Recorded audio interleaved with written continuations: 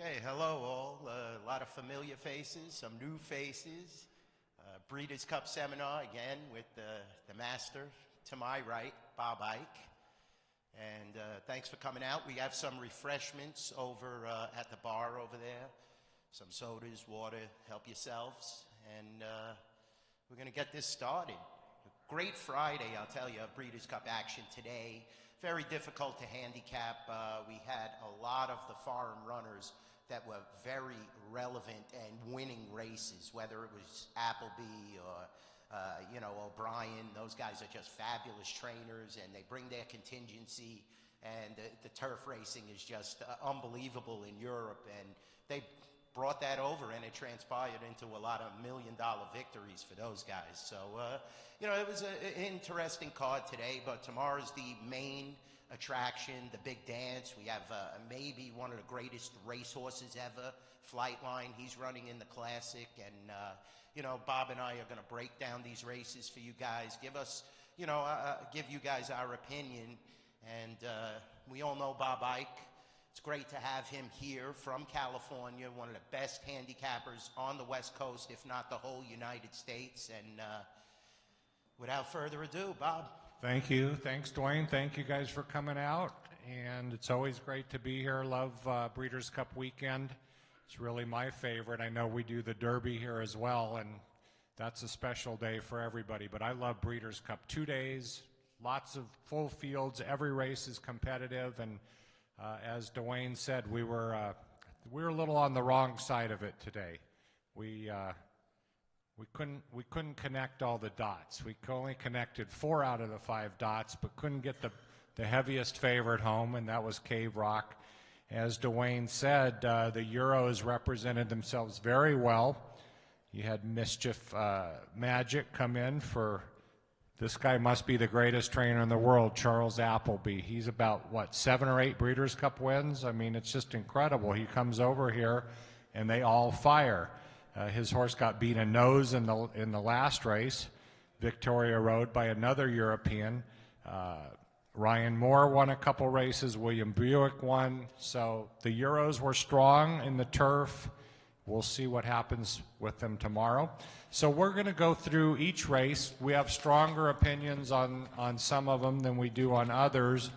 And Dwayne's got a couple best bet races. I have a couple best bet races. We're both going to give out a pick 5. I'm going to give out the pick 5 that's on races 3 through 7. Dwayne's going to give out the pick 5 on races 7 through 11. So we'll have both of those covered. We'll have some slides going as well. I guess I should start, Dwayne, because I've got the third race, which is the first Breeders' Cup race tomorrow, the 7-furlong Filly and Mare Sprint, as one of my best bet races. So let me find the slide on that, and then I will get right into it. We're going to flip back and forth. Okay, so Filly and Mare Sprint, race number 3. And to me, this race is absolutely loaded with speed. I think you have about 3 or 4 horses that really want to go and try to get the lead, including the inside couple horses, Slammed and Edgeway. You've got the outside horse, Echo Zulu, who's got a ton of speed. I just think this is the kind of race that could set up for closers. And Obligatory can run races where she kicks it in from far off the pace. She's done it at Churchill Downs a couple times. 7 furlongs is a great distance for her. And I think the pace scenario is going to be very favorable. 8-1 on the morning line with Jose Ortiz.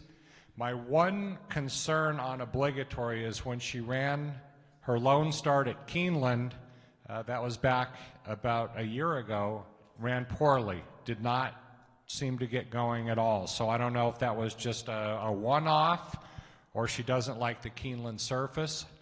I'm going to gamble that that was just kind of a flukishly bad race. She's got races, like I said, at Churchill where she's fired every single time. So I'm going to go ahead and at 8-1 take a win bet on number 7, Obligatory. Hope this race melts down the way I think it will. And then I'm going to play 2 trifectas keying number 7, Obligatory, with 5 other horses in the second and third spot. So I like to play tries where I can key one horse maybe with 2 or 3 and then all, or I'll go one horse with 4 or 5 of them to hook up in the tries. So I'm going to use obligatory with number 4, Cece, who's 4-1 on the line. She's the returning champion in this race. Number 5, Frank's Rocket, who is 6-1. The 8, Goodnight Olive, is the 3-1 favorite, going to be very tough to beat on a big winning streak. Number 11, Wicked Halo at 10-1, and the 13, Echo Zulu at 6-1. So just to recap here, win bet on the 7, obligatory. She's a big white horse. You'll see her. She'll probably be last early. Hopeful a very, very quick early pace and set up her late run. And then tries, I'll pay 7 with 4, 5, 8, 11, 13. And then I'll also put the 7 in the second spot using those 5 horses on top with obligatory second and the same horses for third. So I'm keying number 7 obligatory. I think I'm getting some value in this race. Yeah, definitely, Bob. And, you know, it's funny because I actually like the other Bilmont trainee, Frank's Rocket. And the only problem with these 2 horses are that they both run rough races over the Keeneland racetrack. But, you know, I agree with Bob. This is going to be a speed-laden race. You know, whether it's Echo Zulu, Hot Peppers, they're just going to go out there. Goodnight Olive is going to be the favorite, in my opinion, unless CC takes a huge, huge push. Now, you have to remember, CC won this race a couple of years back in Hailing Gamine. Very nice racehorse. Victor Espinoza knows what to do with the horse. Will be flying late, just like Bob's selection, obligatory. You know, Echo Zulu, we all know this horse. The only loss comes against Secret Oath and Nest, which is just, you know, 2 absolutely phenomenal fillies. If you've been following, you know, the Philly Trail to the Breeders' Cup Distaff or this race. So Echo Zulu then came back after a slight, you know, break on the shelf and came back running. So she's definitely proven, but that 13 post is going to be very difficult to run from. And, you know, I think that Frank's Rocket off that last race, even though it's at Charlestown, it's just such a monstrous confidence builder. And if you look at it, this horse ran second and pushed Kamari, who is 4-1 in the Breeders' Cup Sprint. That's another filly. So that horse is actually stepping up into higher competition after barely beating Frank's Rocket. And Frank's Rocket came back and crushed at Charlestown. So I like the other Bilmont runner. I like Luis Saez in the saddle.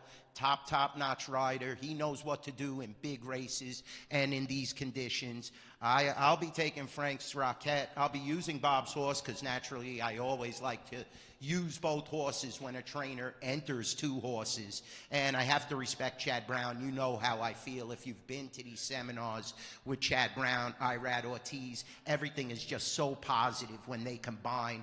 Irad was riding very well today at Keeneland. So this is a race where we could definitely get a price. Bob is taking a price. I really respect the 7. I'm going to take Frank's Rocket, who is also 6-1, but I think is going to get bet down a little. So this is going to be a fabulous race. We're just hoping for a lot of speed and that we could sit off the pace here. So let's let Dwayne go ahead and start with race 4 because this is one of your best bets. It's the Turf Sprint. Scratch number 12, Bran, and scratch number 15, Dancing Buck. The 16 Oceanic does draw into the race, so we've got a full field of 14. And Dwayne, go ahead, kick it off. I'll follow you on this one. Yeah, it's so hard in this race. I tell you, you have another massive foreign contingency, and, you know, all the top trainers and riders are here. But I'm going to choose to take Wesley Ward's other horse. Now, we all know Golden Pal is going to be a massive favorite here. This horse is a tank. Irad rides the horse well. The only hiccups were, you know, overseas, but definitely is going to be the favorite, coming off a monstrous win in the Woodford at Keeneland. So any horse that wins over the course that he's running the Breeders' Cup at, I feel that that is favorable. So Golden Pal, rightfully so, will take a lot of money, but I'm going to go with Ward's other entry. You know, I really like the Kentucky Down race where Campanelle just, you know, dominated and was able to continue on. Now, you're seeing Irad go naturally to Golden Pal. He has to. That's his bread and butter horse. He's won so much money. Ward trains both of the horses, but I think that this is going to be another race where there could be a pace implosion.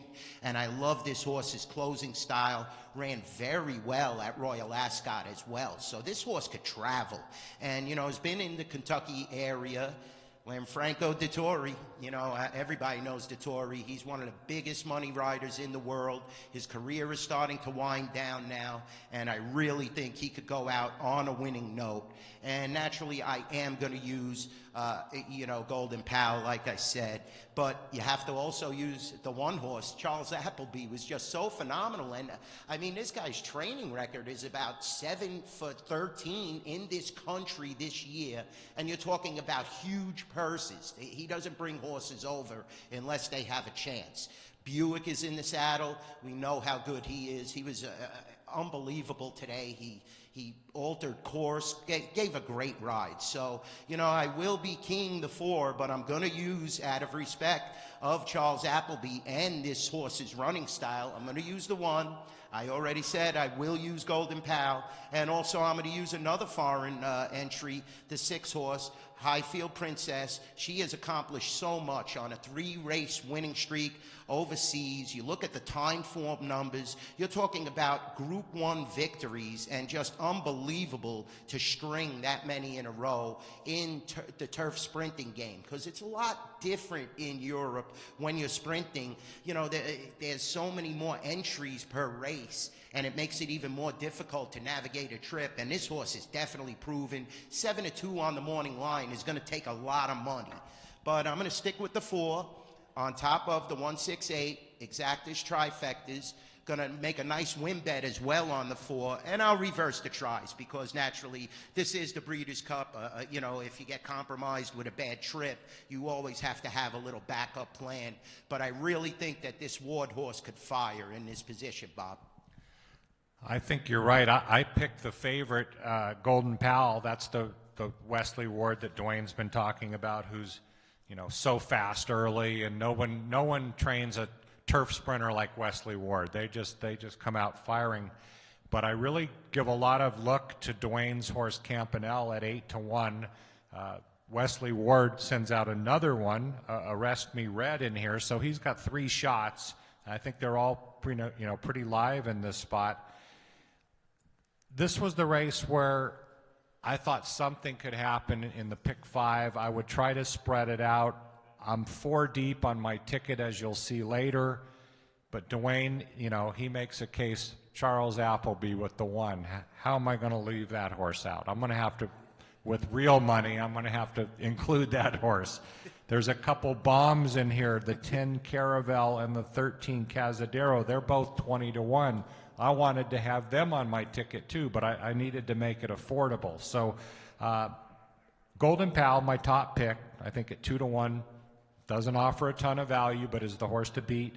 I picked number 4, Campanelle, as my second pick. Dwayne mentioned Highfield Princess, the European, and then I'll also throw in Arrest Me Red at 15-1. That's the 3rd Wesley Ward. So I'm using 3 of the Wesley Wards in here. 2 of them are good prices.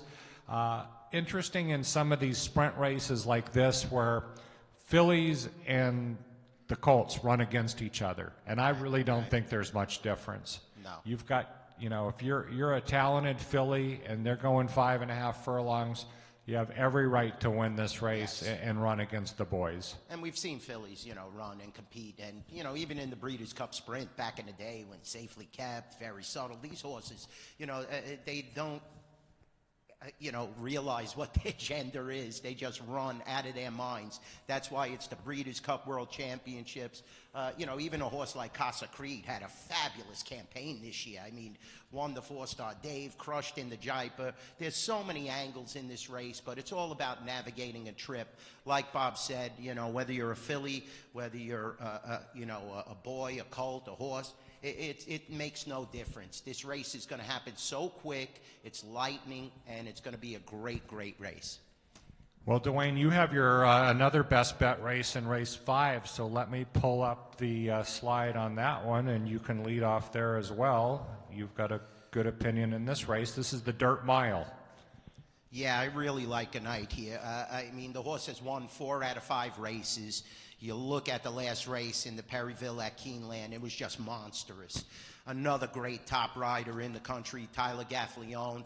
You know, he's cooled off a little now, but he's been unbelievable in the Midwest and on that Midwest circuit. You know, you won't see as much success at Saratoga at times when these guys ride there because the competition level is so high. And each year there's going to be a different prominent rider at Saratoga. But then, you know, moving his tack to Churchill, Keeneland, he's been very impressive. So he won a Breeders' Cup race today. Yes, he did. You know, sorry to interrupt you, but you know I'm a huge Flavian Pratt fan, yes, and I have been since he came to California. I think, to me, Tyler's is a junior Pratt. Yeah. They ride the same way. They're great position riders. They finish strongly. So to me, it's kind of 1 and 1A. I think Gaffalione, you have to really respect him on these kind of days. Yeah, definitely. And, you know, you could see the 7 furlong races are very, very impressive, you know, especially the last 2. And to just stretch out a little more, you know, I believe this horse easily could do it. Stephen Asmussen is one of the best conditioners in the world. We know this guy. He's just been amazing for so many years now, one of the top trainers in our country. And the last race was just off the hook. And I preach it again. It was at Keeneland. So keep your eye on that. Any horse that excels over this track can possibly duplicate the race, just like the winner of the Juvenile did today, beating and conquering the Baffert Monsters. Forte came out of a race at Keeneland and just crushed. So I think that's very important. Now you're going to see a horse, Cody's Wish, who is monstrous, a horse that beat Jackie's Warrior. Granted, it was at 7 furlongs, but it was at Saratoga in the Forego. This horse is going to take a ton of money. And it's Bill Mott, once again, with his go-to guy, Junior Alvarado. So you have to respect Cody's Wish in this instance. I think a night, though, definitely has enough to carry and, you know, just win the race, taking over in the stretch and holding off Cody's Wish here, which is definitely going to be a tall chore. Cyberknife is in here as well. Brad Cox, unbelievable conditioner, Eclipse Award-winning conditioner. You guys all know Cyberknife was on that total 3-year-old trail, but kind of tailed off. I don't want to say that too strongly because the horse ran a fabulous second in the Travers. Then, you know, you look at the Pennsylvania Derby, backed up a little more, so it may be a tiring campaign. That's why you're seeing 9-2. Florent Giroux, another top rider in the world, and definitely that horse is going to take a ton of action. I then threw in a long shot, Doug O'Neill, Mario Gutierrez. Doug just beat me in the last race at Santa Anita, so I totally respect this guy, and especially when using Mario. You know, I'm looking for a real nice try. Hopefully it won't be the 579 where, you know, the price will lack a little. If the one could get into the 2nd or 3rd position, then we're looking at some really nice money. So I'm going to key Goodnight. I'm going to bet Goodnight. I feel strongly with Tyler and, you know, Asmussen. I think it's a great combination. I'm going to key on top of the 179. I'll make smaller reverses here because I really feel a little stronger. And this field is a little more smaller, and I think there's a lot of horses that are on the outside looking in this race. So for the last week, I've been just salivating for this race. I've been licking my chops. I've been telling everybody this is the one race that you can make your whole weekend. This is the one horse that will not lose this weekend. You can single in your pick 5. You can bet as much money as you want. This horse cannot lose. So what happened today, this morning? Scratch. Laurel River, I thought, was the biggest cinch of the 2 days. I've loved his races at both Del Mar. You know, when he came back at Del Mar this summer, he was so good. He was training so good. I was there that day. The O'Brien was fabulous. He had, you know, these vet protocols now are so strict at the track. You've got 7 or 8 vets checking these horses that may not really know the horse. These are Kentucky vets. So apparently they didn't like something in the way he jogged or moved or whatever. I know one thing, Bob Baffert would not bring an unsound horse to the Breeders' Cup. So anyway, he's scratched. And I had a mini temper tantrum this morning, but we'll recover. I didn't have a strong opinion like Dwayne because to me I was already singled and not even thinking about other horses in the race. I think Pipeline, the 3, is a little bit interesting in here. He was the one horse I thought could maybe get in front of Laurel River early. I don't think there's a ton of speed.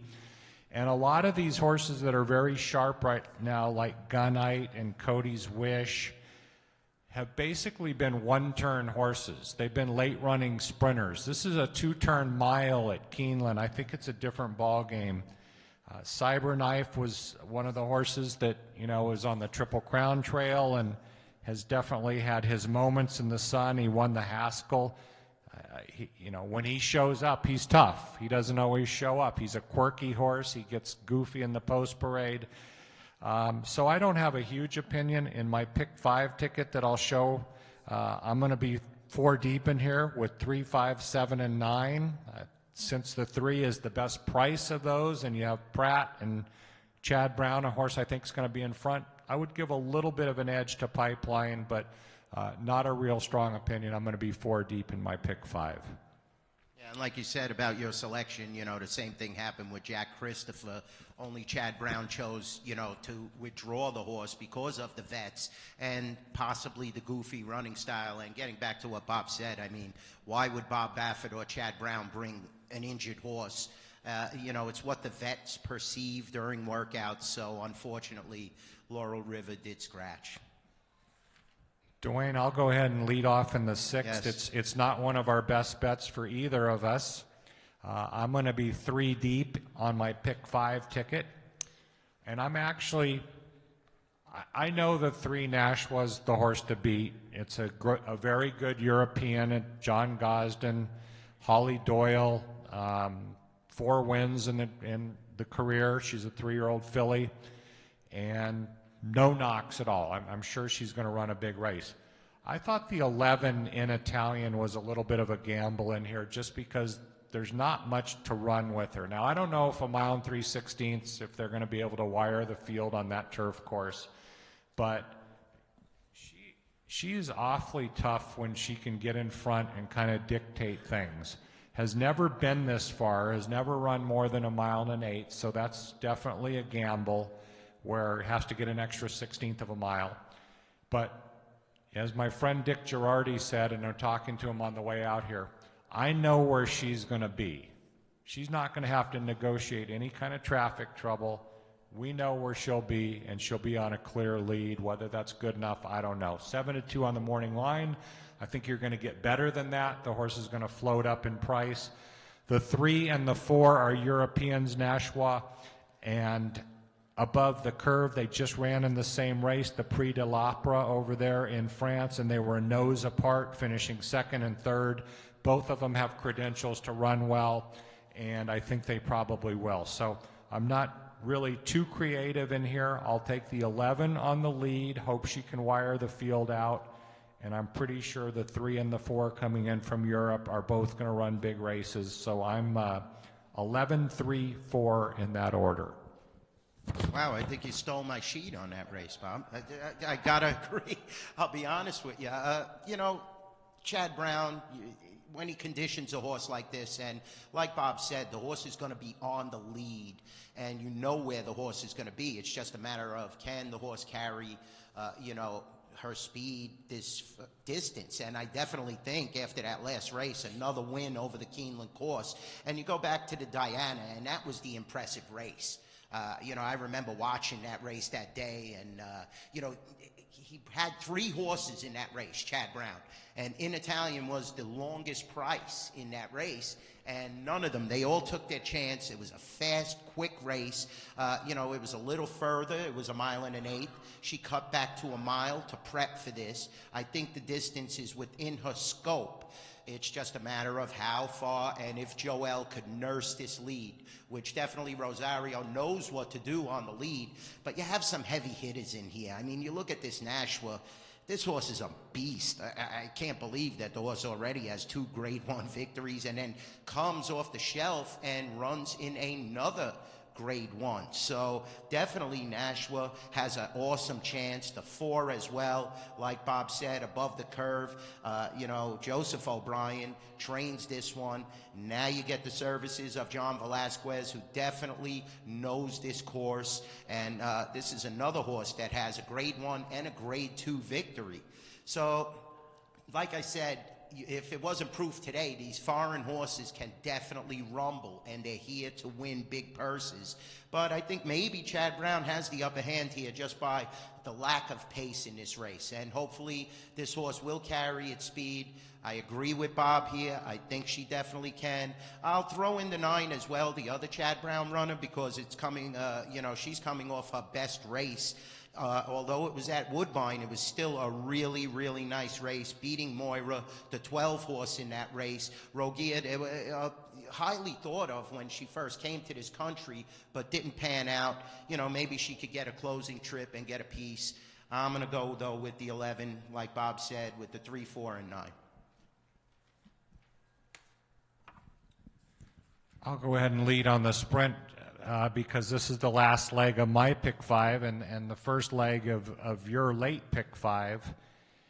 And I didn't want to have to single here, but I had to do it to make it affordable, and that is the favorite Jackie's Warrior, who's going to be odds on in here. So this is the last start of Jackie's career.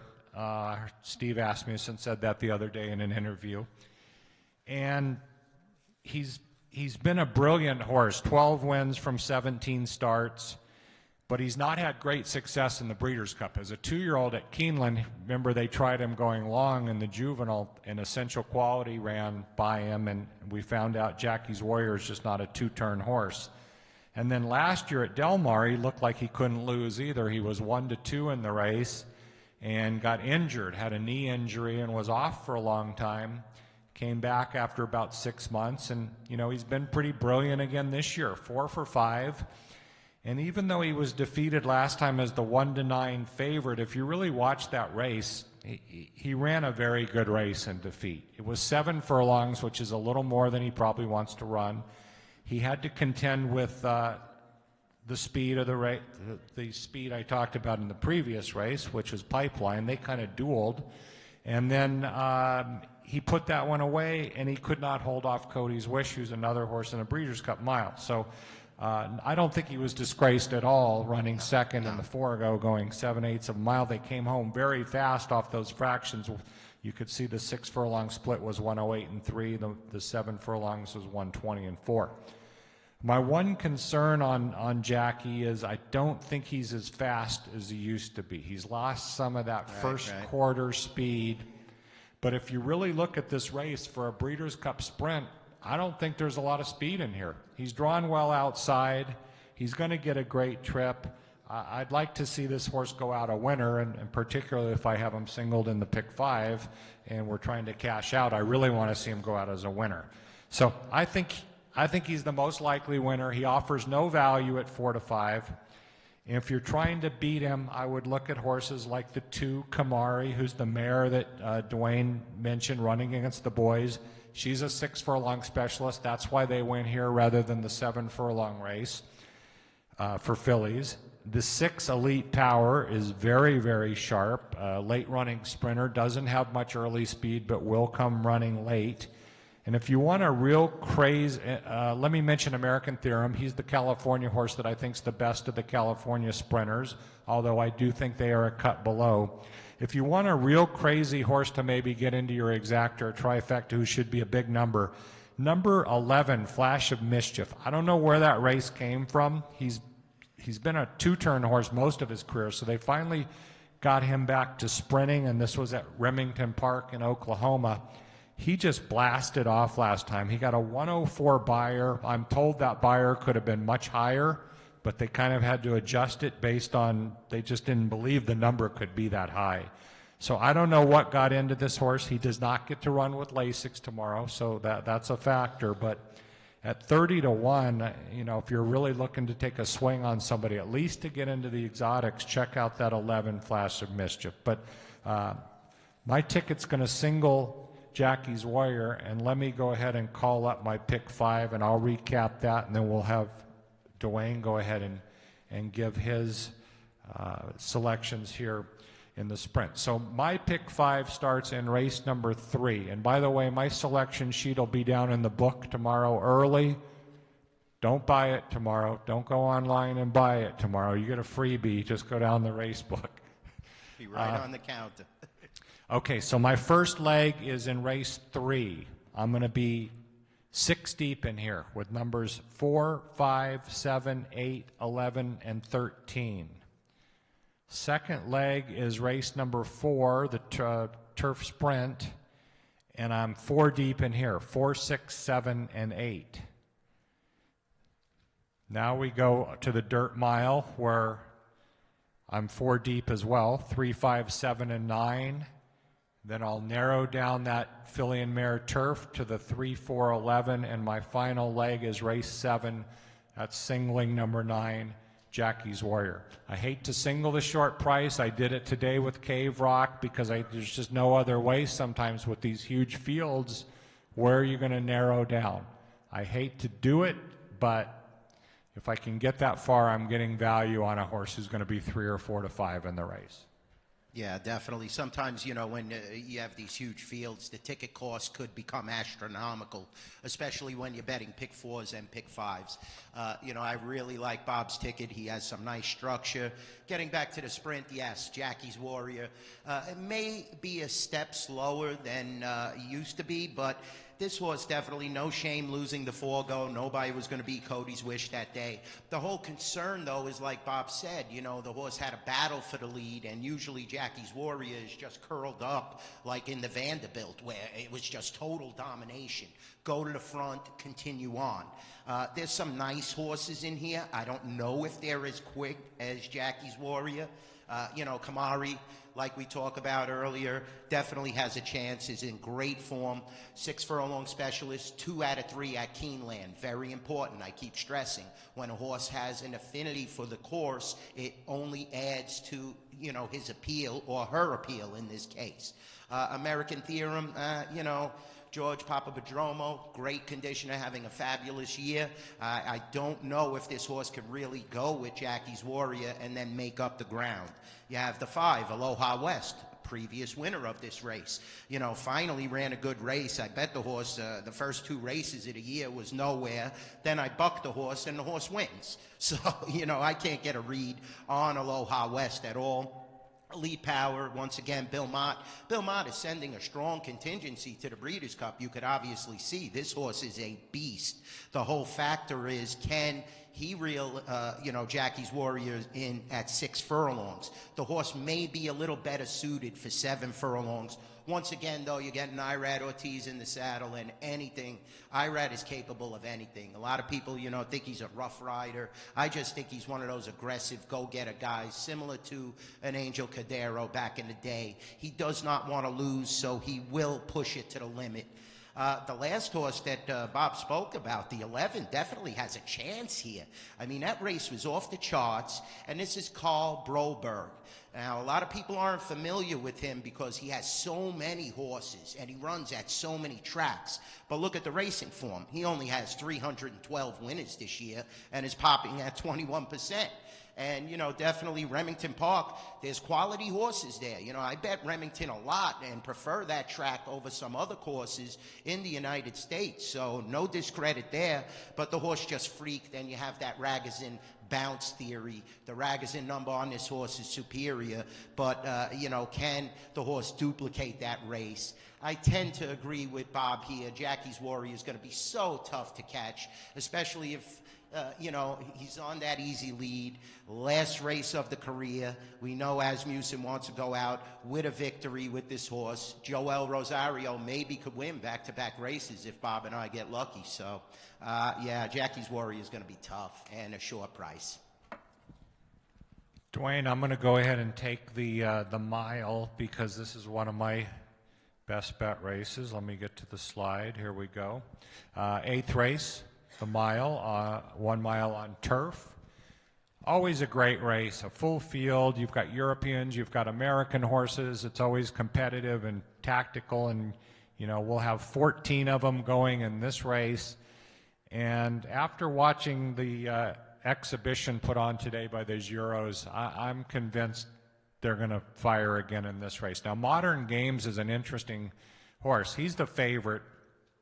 He's the horse, if you remember last year, as a 2-year-old at Del Mar in the Breeders' Cup Juvenile Turf, day one, just like it was today, the last race on the card, we had a horse get loose, and then this horse was let out of the gate, and there was a miscommunication with the stewards.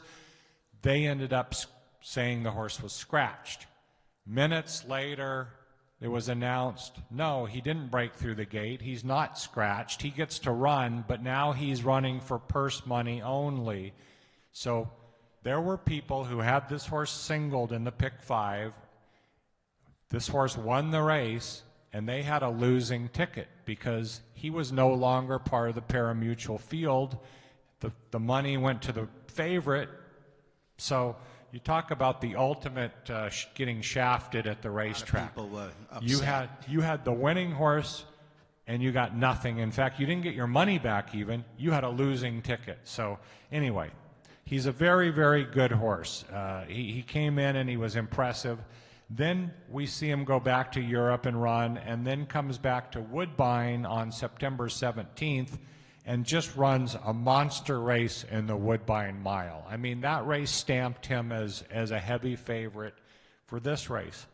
But then the trainer, who's one of the best in the world, to me does something very curious. Ships the horse back to Ascot, runs over there. That was October 15th, so that was only 3 weeks ago, and now ships back to Keeneland.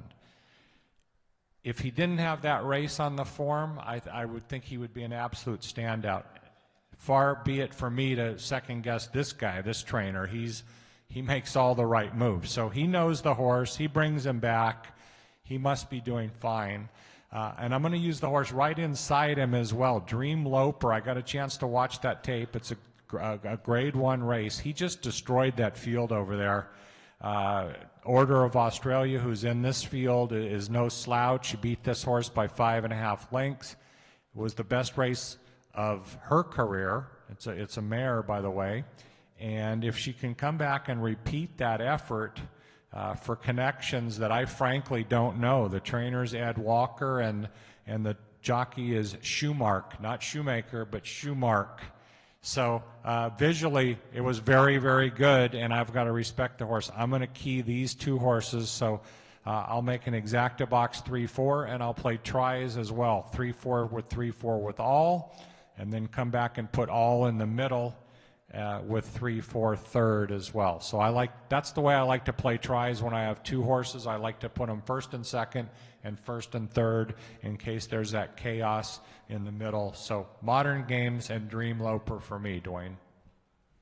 Yeah, and they both look solid. I mean, Modern Games is a monster. We trust Charles Appleby, like Bob said. So, it is a little confusing why you would go from Canada, overseas, now back to Keeneland.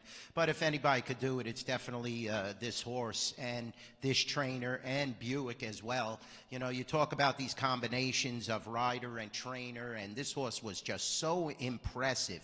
Now, the only thing that I question is how heavy was that course in the last race?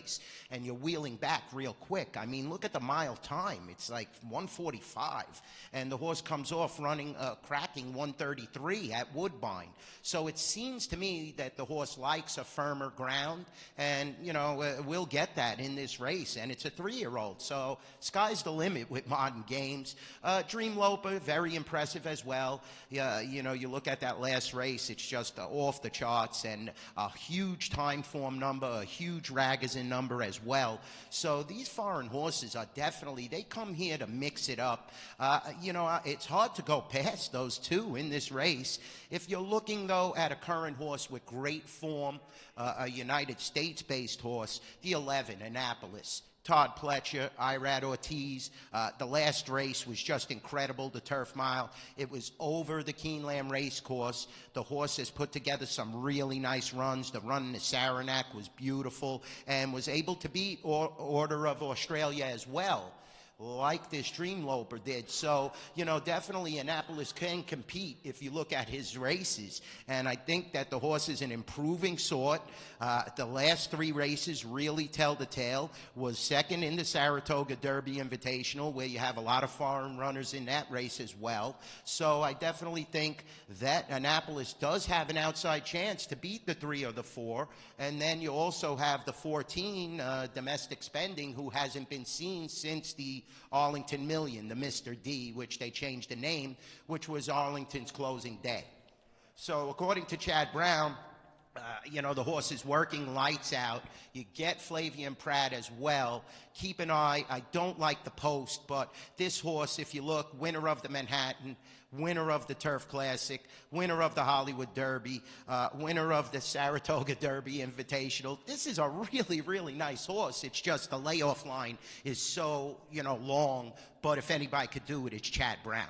So I love Bob's 2 horses, the 3 and 4. I definitely will use Annapolis and the 14. And, you know, this is a wide open race, very difficult to handicap which European is really going to show up, as well as which of the American contingency will show up. But I'll take my chances with Pletcher and Brown, you know, although I ultimately respect Appleby and Dream Loper. You know, these horses are going to be very difficult to stop. Modern games, though, like we said, that travel, maybe the wear and tear could take its toll on this horse. Anything's possible. Dwayne, why don't you lead off with the distaff? The distaff is a fabulous, fabulous race, I'll be honest with you guys. Nest has been fabulous. Look at this field. I mean, Search Results is in there, Clariere, Malathot, who is the queen of Keeneland, and an older, you know, filly that definitely has made some noise, Blue Stripe. You know, I know Marcelo Polanco, one of the top underrated conditioners, and Bob will definitely testify to that. And this horse has dominated most of the Southern Cal big filly races.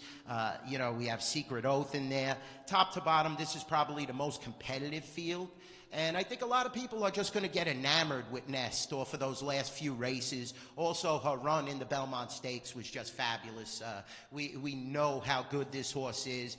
Todd Pletcher, the Rapoli Stables, a great combination, and definitely they add so much to horse racing. But I think maybe Nest might just be a Saratoga specialist. And if you catch this horse on a different surface, although she's 1-for-1 at Keeneland, you know, 9-5, 8-5. I don't want to take against Malathot, who's, you know, 3-for-3 over the course, dominating in the Spinster. The Personal Ensign was just a beautiful run. You get the legend, John Velasquez. You know, he and Todd Pletcher for years have been an ultimate team. You know, this race just comes up so difficult for me to handicap, and I'm definitely using Blue Stripe. I mean, off that Hirsch victory, that really, now Polanco has had the horse. You see last year in the Breeders' Cup Distaff, he took the horse over like with a month in between that race in Hippodromo, Argentina. So he didn't really have enough time. And I've talked to Marcelo about this horse, and, you know, he's been chomping at the bit, waiting for this race. Now, it came up ultimately tough. We know that. But if you guys are looking for a real bomb, Berrios, Hector Berrios is definitely a capable rider. He knows what to do with horses. You know, a lot of people aren't, you know, they don't know. They're leery. You see, you know, an inexperienced Breeders' Cup rider. But you look, when combining with Marcelo, they have a 970 ROI, which is impressive. They put over quite a couple of horses at Del Mar that played some nice prices. So I'm not going to discredit this horse. Naturally, Nest is the horse to beat. I'm focusing on my pick 5, so, you know, I'm going to go pretty deep here, but I'm definitely going to use Blue Stripe, and I would definitely bet win and place on this horse, just in case Malathot and Nest bounce. But it's going to be so difficult. I favor Malathot a little more than Nest if you had to key a horse here and just focus on one. But I'm going to use the 1-2, definitely the 6. And maybe even the 7. It's a tough race, Dwayne. For an 8-horse field, usually the distaff is a race where there's a standout or maybe 2 standouts. I think you go 5 deep in here, and that's not even using Blue Stripe with me. I'm using Society as a horse who might just be getting good and getting loose on the lead. I didn't think she was good enough to win the cotillion, and she just completely dominated that field. I don't know if she's good enough to do it again against this kind of field, but she has one way to go, and they're gonna commit to the front end, where a lot of these really good fillies like Malathaat, Nest, Clariere, they're not really that tactical early. They need some help up front. And to me, I kind of lean towards the speed in this race. The 8 Society and the 7 Search Results, who I think is going to sit second and get first run. So that's kind of the way I went. But Malathaat could win. Dwayne mentioned Blue Stripe. I know Mike Welsh, the clocker for Daily Racing Form, said this was his long shot play of the 2 days based on how good the workouts were. Not that he could really make it win on the form. On paper, he didn't think the horse could win, but just the way it's been training, he was going to use. You definitely would consider Clariere, who had trouble at the gate last time. Nest is top class, Search Results. So this is a big spread race for me, even though it's one of the shorter fields of the day. It's, to me, one of the most competitive races of the day. Yeah, definitely. I mean, top to bottom, this is probably the best field, with a smaller size, that it's so difficult to handicap and separate these fillies. As impressive as Nest has been, like Bob said, there's definitely room for that horse to possibly lose, especially off the last race. She was getting out a little, and it was a unique choice. A lot of people were skeptical because the run at Aqueduct, keep in mind, the Belmont Fall Championship meet did not take place this year at Belmont. They had to close. They're doing some infield work and building a tunnel, so everything's run at Aqueduct.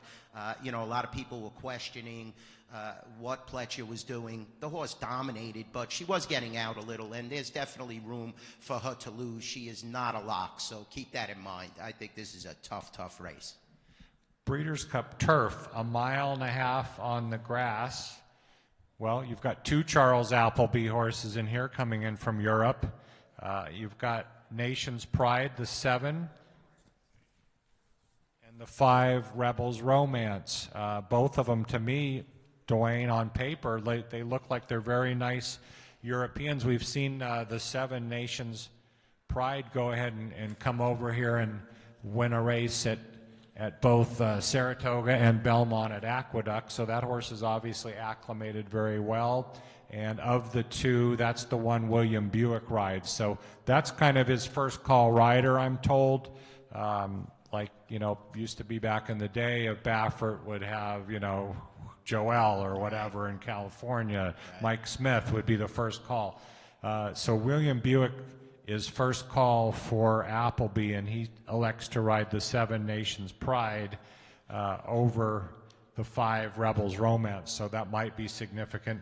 And then I'll also use the mare in here, number 2, Warlike Goddess. Now, she chose to run in this race against the boys because it's a 1.5 mile race, instead of running in the filly and mare turf race, which is at a shorter distance, 1 mile 3/16. So they really feel like she wants every part of 1.5 miles. She dusted the boys last time at Aqueduct in the Turf Classic as the 4-5 favorite, just ran right by him. It wasn't a very strong field, but just visually the way she did it. She's won 3 of her last 4, beaten a neck. I mean, she's had a tremendous career, 9 wins from 12 starts. Almost won the Breeders' Cup filly and mare turf at Del Mar last year, 3rd, beaten a half a length. So I think she definitely belongs, and those are the 3 that I'm going to kind of key around in this spot. You have both Europeans, the 7 Nations Pride, the 5 Rebels Romance, and the 2 Warlike Goddess. I don't think I'm too creative in this race. I think those are the same 3 horses most everybody will be using on their ticket. Dwayne, maybe you have a different opinion in here. Well, it's hard to stray from the Appleby contingency. I mean, you look at Nation's Pride, and, I'm an East Coast guy, and I see Belmont almost swept the invitationals. That's like a Triple Crown Tiara for turf horses, where, second in the Belmont Derby, win the Saratoga Derby, crush in that JC Derby over at Belmont at Aqueduct. Very impressive. Like Bob said, Buick takes the mount. That's first call for Appleby, so he definitely feels that this is his best chance to win the race. Warlike Goddess, the whole problem with her is, will she bounce off that last race? I mean, she just blew by the field, like Bob said. You're switching back to Joel from Jose Lascano. Joel has been the regular rider. Le Peru came under intense scrutiny for that ride last year at Del Mar. This horse was definitely supposed to win that filly mare turf running, and Le Peru moved a little too soon and then got reeled in, but this horse has tremendous heart.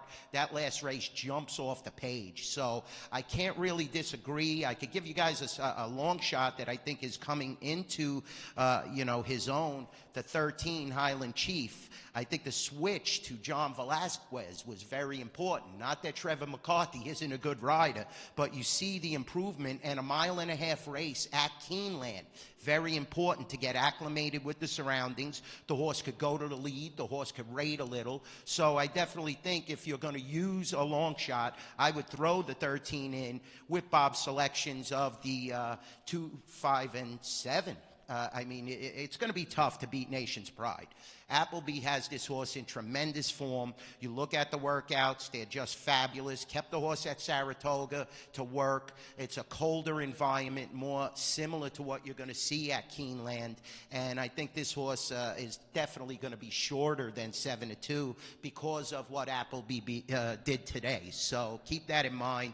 Buick is his go-to rider, but I will throw in that long shot, the 13 Highland Chief, just in case, cracks the exact order tries. But the European horses are very tough, especially the Appleby trainees. I respect Warlike Goddess. Bill Mott, once again, his name keeps coming up at this seminar. He's really trying hard this year to get some of these bigger purses, and this horse could definitely do it. Just because, she's a girl doesn't mean anything, like Bob said. They compete at a top level, especially on Breeders' Cup Day. Dwayne, why don't you lead in the Breeders' Cup Classic, and then I'll show your pick 5 ticket, and then I'll take a swing at the race. And we got a couple videos I want to show just to close it out, and we'll take some questions as well at the end. Well, now the whole question here is this the greatest or one of the greatest racehorses ever? Flightline, unbelievable. Met Mile, Pacific Classic. That Pacific Classic race was somewhat ridiculous, just dominated. And you're getting Flavian Pratt. The only maybe minus I could see is John Sadler's record at the Breeders' Cup, but he has won some races in the past couple of years. But, the workouts, the way the horse's demeanor is, a perfect record. Now, don't get me wrong, Epicenter's in there. Epicenter's a fabulous, fabulous 3-year-old, really improving. You do have Tiber, Bob Baffert. He's going to take a shot. I love the way the horse won the Pennsylvania Derby. I think the horse is on the improve. Life is Good, I think, should have went in the dirt mile. Some distance limitations, and the last race comes under a lot of scrutiny, but keep in mind that's on an off track. This horse is very game. Irad is going to look to do whatever he can to keep this horse motivated and close. You have on the far outside Rich Strike, who won the Kentucky Derby in shocking fashion. Bob hit a monster try that day, in the Kentucky Derby. If you attended our seminar, you definitely saw that ticket. And, Leon is definitely a game rider. There was some controversy last race. The horse looked like it had the race won against Hot Rod Charlie. Did the saddle slip? Was he using a little elbow action? That's what you get with Sonny Leon. Not sure what the horse is going to bring to the table. If it was at Churchill, I think the horse might have a chance, but Flightline is going to be about 1 to 5, guys. This could be something really, really special. So to go and try and beat this horse, I could use one extra horse, which you see I will. I bookended with 2 and 2 because I think Jackie's Warrior and Flightline are going to be so difficult to beat. I will use in that first leg Elite Power along with Jackie's Warrior. Then, I'm going deep in the next race. I have Modern Games in there, Regal Glory, the 11, 13, 14, you know, definitely. I said domestic spending. I'm going to throw him in there. Next leg, 1, 2, 6. I definitely think Blue Stripe could get in there, and I'm going to use Malatot, who is actually my solid pick in the race. I think Nest could lose, but you got to respect Nest as well. Pletcher had the horse rolling this year, so I'm using 1, 2, 6 there. Then in the next to last leg, like I said, going to use 2, 5, 7. You know, I left the long shot off because the ticket just becomes too expensive. And we're dealing with pick 5s here, like Bob said. Bob's ticket was actually a little more expensive than mine. I don't want to get too crazy. I try to keep it to where I could make a really, really nice profit. The only horse, you know, if anybody could conquer Flightline, I believe it's Bob Baffert. And, you know, I like the way Tiber is training coming up to the race. I like the last race in the Pennsylvania Derby. You know, very lightly raced, and that's important. I think there's tremendous upswing with this horse. You know, you didn't see such a fabulous showing after the Santa Anita Derby in the Kentucky Derby, but the horse was bet off the board in the Kentucky Derby. And then, you know, came back in the Haskell, which was a tough race. Cyberknife was definitely in better shape, you know, off a long layoff there. But then the crushing was very impressive at Parks, you know, in the Pennsylvania Derby. So if any horse is going to beat Flightline, and I don't think Flightline's going to lose, I'll take a shot with Tiber. But there's my $90 ticket. That's the late pick 5. You know, I think we have a tremendous chance here to win this pick 5. Well, I'm really looking forward to the race. I've been able to see Flightline live a couple times. You know, boy, look at his form. 5 races, he's won by more than 60 lengths. The Beyer numbers are just off the charts. He's being compared to some of the all-time great horses, and it's been a lot of discussion in Southern California. You know, where does this horse rank? You know, I've been watching racing since I was a kid, so I go back to, you know, Secretariat in '73 and Spectacular Bid when he came to California. I don't know where this horse ranks yet because we've only seen him 5 times, and we may only see him tomorrow. Potentially, that's the last race of his career. I would love it if he would come back and run as a 5-year-old and try to, you know, string together 4 or 5 or 6 races in the year, ending with the Breeders' Cup at Santa Anita next year. But I'm part of the days of Kelso and Forgo are long gone. Yes, yeah, horses aren't making 60 and 70 starts anymore. But I'm part of a Saturday radio show, and John Hardoon is part of that show, and there's been a lot of banter back and forth. Where does this horse rank? And I think Hardoon said it best.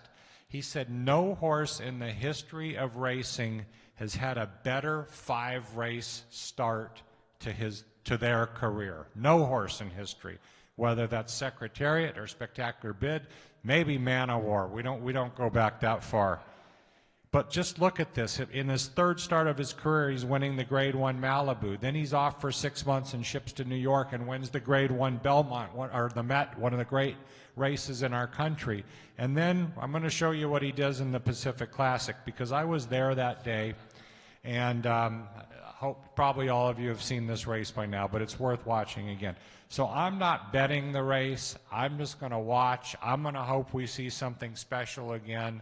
I'm going to hope this horse remains undefeated, and if we get lucky, we're going to watch him run again next year. So I mentioned a horse named Secretariat. I can never, ever put a horse above Secretariat in my life. 1973 Belmont. I'm going to show you the last half of this race. It was the greatest race I think any horse has ever run. He went 109 and 4 to the 6 furlongs. You're going to watch it. He's dueling right now on the backside with a horse named Sham, who was a very good horse. In fact, Lafitte Pincay said Sham was the best horse he ever rode, and he rode Affirmed. So let's go ahead and watch this, and then I want to show you the Pacific Classic at Del Mar, because I had the same kind of deja vu moment when these horses were on the far turn. So here is June 1973 Belmont Stakes with Secretariat. He is trailing the field. They continue down the backstretch, and that Secretariat now taking the lead. He's got it by about a length and a half. Still Sham, 10 lengths back. My Gallant Price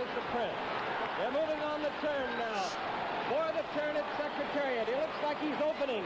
The lead is increasing. Make it 3.5. He's moving into the turn. Secretariat holding on to a large lead. Jam is second, and then it's a long way back to My Gallant and Twice a Prince. They're on the turn. Its Secretariat is blazing along. The first 3/4 of a mile in 109 4/5.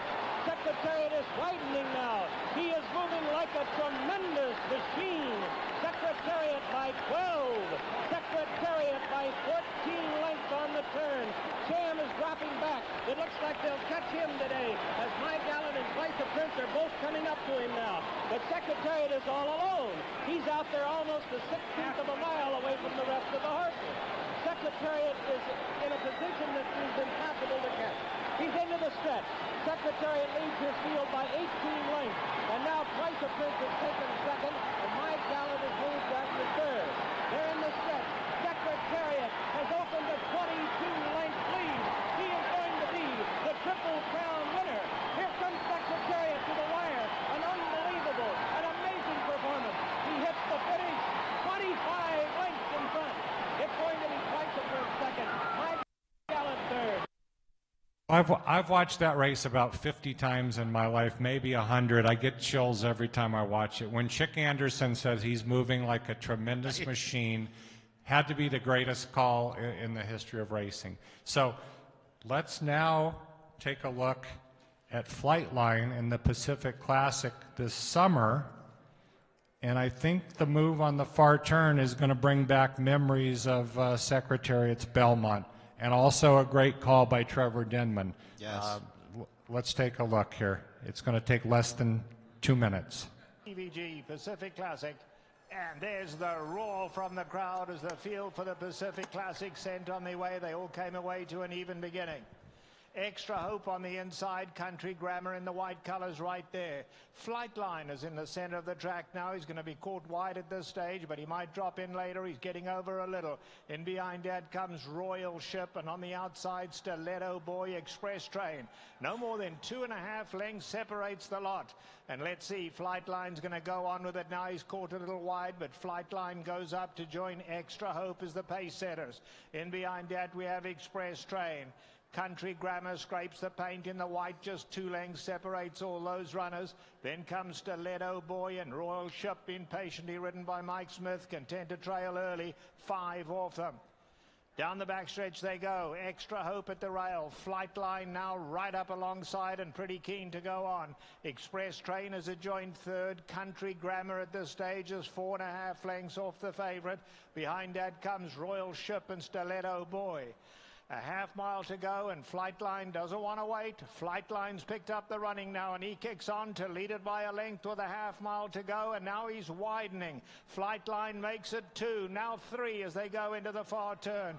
Extra Hope is next. Country Grammar down at the rail. Stiletto Boy, Express Train, and still last is Royal Ship's going to come running, but he's got a good 10 lengths to make up on Flightline. Let's see, a 1/4 mile to go in the Pacific Classic. Flavion Pratt and Flightline are an embarrassing lead. It must be 15 lengths as they turn for home now. And let's see, Flavion Pratt just shakes the reins at Flightline. And take a good look at this, because you're not going to see this too often, maybe never again. Flightline, 20 lengths clear. Flavion Pratt takes a hold and canters in the TVG Pacific Classic. Second place will go to Country Grammar. Then came Royal Ship Express. He ran 1:59 and 1. The track record was a couple ticks lower than that, but you could Pratt see got criticized. he was just guzzled down the last 100 yards. So, yes. you know, it wasn't the strongest field in the world, but when you're winning a $1.25 million race, you know, by 20 lengths, that's a ghost Zappa time. yeah, 159. you're an awfully good horse. So Yes. just wanted to show those. Let's take some questions, Dwayne. Yeah, Anybody, definitely. any race, fire away if you have questions, and we'd love to answer them.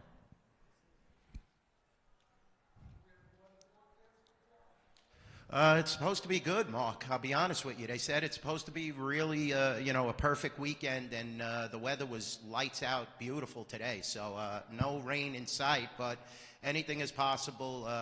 Certain horses definitely move up if you're looking at sloppy conditions. You start to look at breeding then, horses that have run over a sloppy track, but I don't believe so. Yes.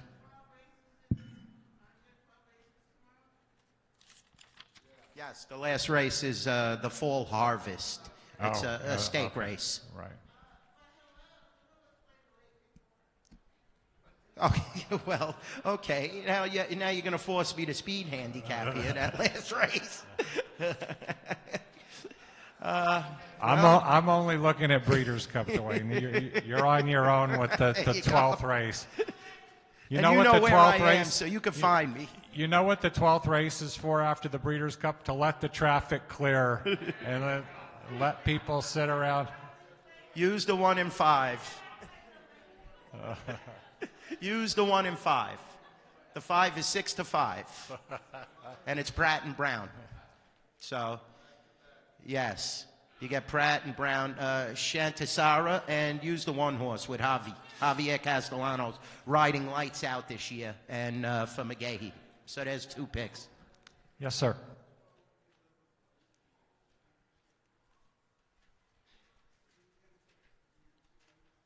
I'm sorry, I didn't hear. The 11 and the 5th race? 10th race. Mishriff. Yeah, Mishriff is an interesting horse. He was so good and won, those huge races in the mid-east, but I don't think he's the same horse, Dwayne. I think he's lost a step. He didn't run too good in New York, and before that, the Irish Champion Stakes. Got a 2nd place in the Juddmonte, but it seems to be a pattern, Michael, that the horse is going a little backwards.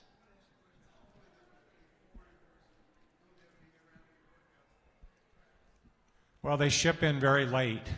They don't get here until about a week before, and then they're in quarantine for a few days, and then they just jog them. They gallop them and jog them. That's all they do.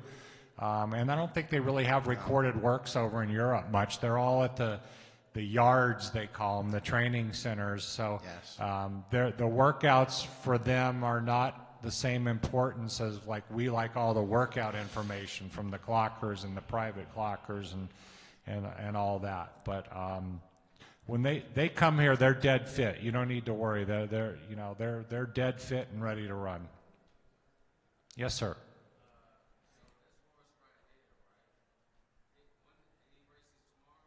Yes, he's in the Classic tomorrow. The 11th race. Breeders' Cup Classic. And you'll have to probably bet $5 to win 2. That's how big of a favorite he's going to be. But, you see how impressive the horse is. That's why you might want to tie him up with some exotics, bet some exactas, key him. Like I said, use maybe Taiba. You could use Life is Good, Epicenter, who's one of the top 3-year-olds, maybe the 3-year-old champion. There's so many different possibilities to make money when you're gambling on horse racing. You don't just have to bet win on a horse that's odds are so low. Yes.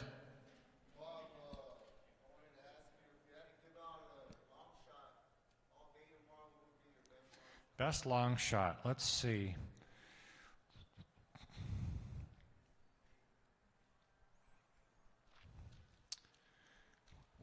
A long shot that I don't think he can beat Jackie's Warrior, but I'm interested in that 7th race, number 11, Flash of Mischief, to get a piece of, to be in 2nd or 3rd. I just think this horse is going to get totally overlooked. And Broberg is a great trainer. Great trainer. So, to me, that's kind of a bomber horse that I'm not saying he can win the race, but I think he could hit the board. Big Al. For each of you, if not counting Flightline or Jackie's Warrior, who would be your single? If you had to single in any other race in the pick 5, 1st or 2nd pick 5, who would be your single if you had to? Interesting. Yeah, that's a good question. Laurel River, but He doesn't get to run.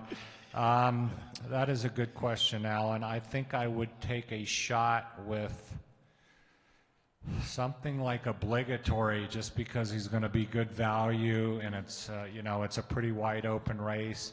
I don't want to say Golden Pal because that's a short price, and I think your horse has a good chance of beating him. Yeah. I don't have a strong feel in the mile. Probably for me, obligatory as a gamble. I probably, Alan, would go with Goodnight. I mean, I love Gaffalione, that combination. I think the race, the pattern is perfect. 4 out of 5 wins. I think the horse is going to be the right price because I said Cody's Wish is definitely going to take money. Even a horse like Simplification is going to take a little money in that race.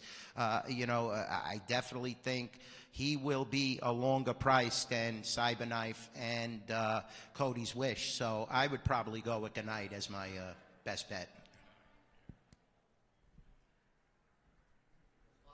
Anybody else? Yeah, that's race 5, number 5, the Breeders' Cup Dirt Mile.